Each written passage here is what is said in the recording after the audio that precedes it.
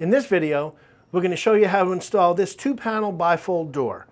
This one is a left-handed door, but understand that all CDM bifold doors are fully reversible and can be installed to open either to the left or to the right.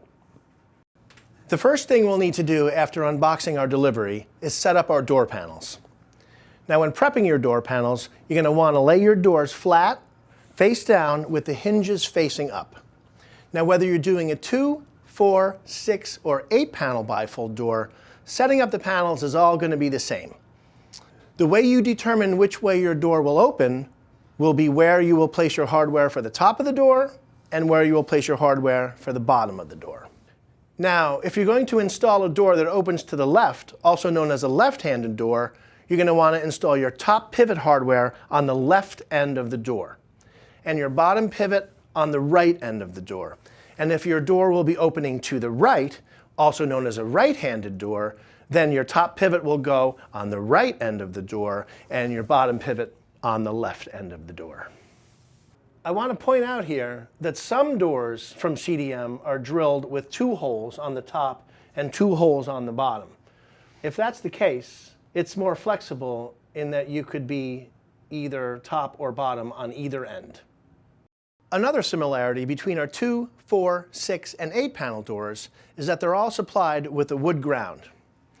Now, here are 2 different wood grounds for 2 separate doors, but the important thing is yours will be cut exactly to fit your door size.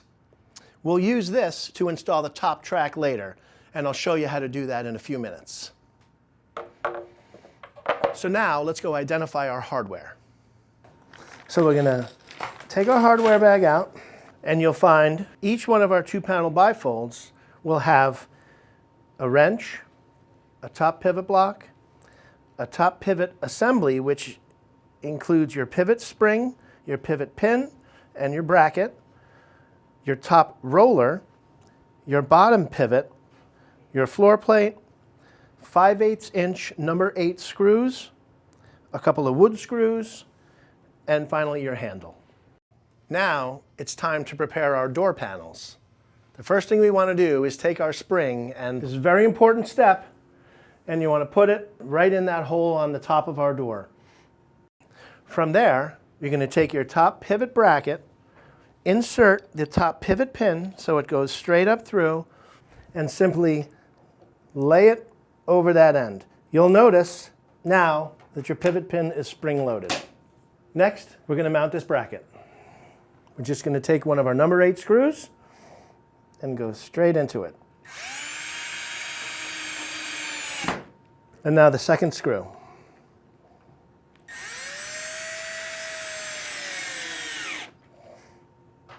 Next, while we're prepping the top of the door, we're going to attach our roller on the opposite side. What you're going to want to do is mark a 1/4 inch from the edge of your door.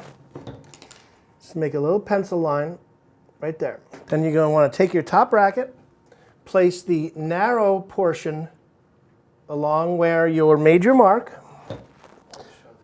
and fasten our top roller with 2 number 8 screws that were supplied in the package. Remember, there's 4 holes on the back of this bracket, but you only need 2 screws, and you make sure you do them diagonally. And now we're going to go to the bottom of the door and install our bottom pivot. Again, there's 4 holes. You only need 2 of them.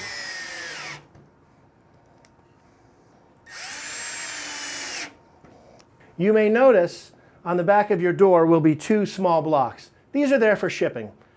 There's no harm in taking them off or leaving them on at this point. Next, we're going to prep our track and our saddle. First, we're going to identify the front side of the track is the flat side, and the back side has the holes. In this particular case, we're installing our door on the left side, so we're going to install our pivot block on the left side. But the easiest way to do this is to rotate this just like that. So now we know we're installing our pivot block on this side. We're going to take our pivot block with the nut towards the longer side and the hole towards the end. You literally just slide this baby in here, and you want to move that to 1 inch from the end.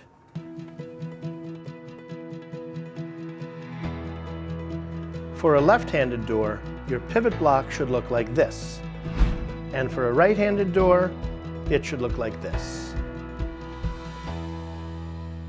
Now our pivot block is installed, we can take this door right over to our opening. Here we are at our opening, and we're going to install first our wood ground on the top. The wood ground is the piece of MDF that you'll find. You're going to use your 2 wood screws that were included in the hardware package. I've already started them because it makes it a lot easier. We're going to set it 1/4 inch back from the front edge of the opening, not including any casing. And I've already marked it here. And we're going to just go ahead and screw that straight up into our opening. And now we're going to install our top track. Now remember, we already prepped it for our pivot block.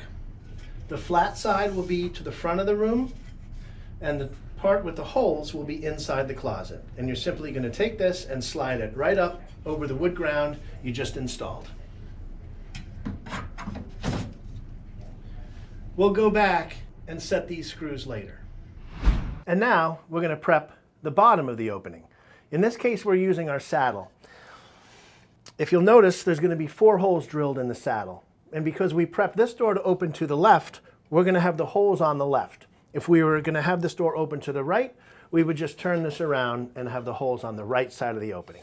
But we're just going to take this now, and we're going to set this back just like the top, 1/4 inch back from the opening, and we're going to leave it loose for now.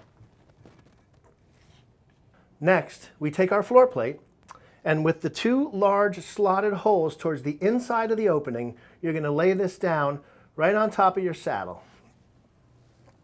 And with the 2 provided screws, we're going to loosely fasten this.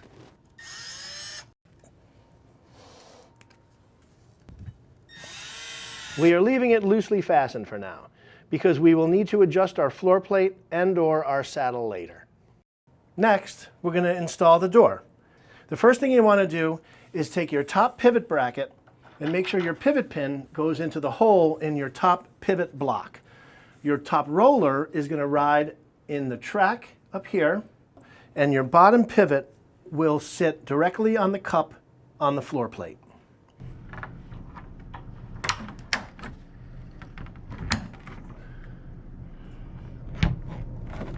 Next, we're going to gently close the door and inspect our reveals. The reveals are the spaces between the top and the sides. If any adjustments need to be made, we're going to adjust our top pivot block left or right. Sometimes they're kind of tight, so you may need to use a screwdriver and a hammer to kind of tap it, and/or adjust our bottom floor plate left or right. Now that we're fully adjusted, we're going to take our wrench and tighten down our top pivot block.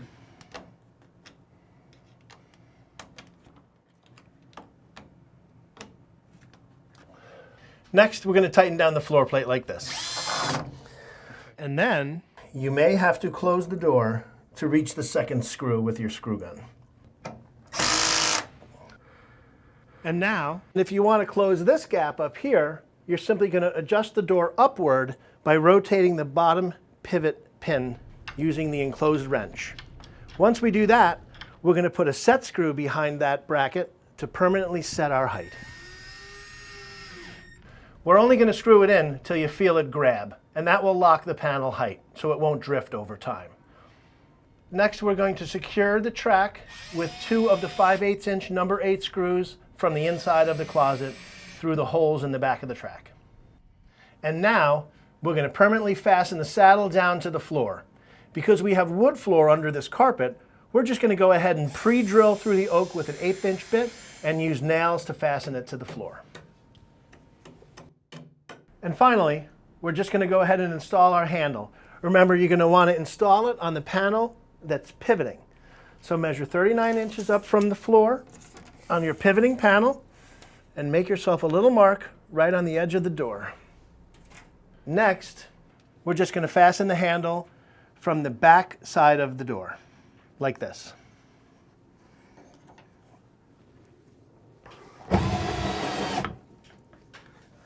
And now you can enjoy your newly installed CDM closet door. This concludes our installation video. If you have any questions, please feel free to reach out to us at the phone number or at the email address listed on the screen.